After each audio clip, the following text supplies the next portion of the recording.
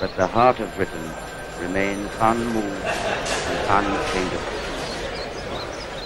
In the shadow of the hills lives a great industrial people, thronging the valleys of power and the rivers of industry. In black Sheffield, the flames of the steel furnaces scorch the men's faces night and day. At the end of a shift, one of the first hands, George Wood,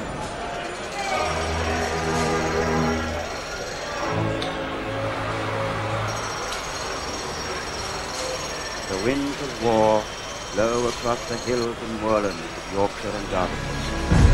They stir the grasses in the valleys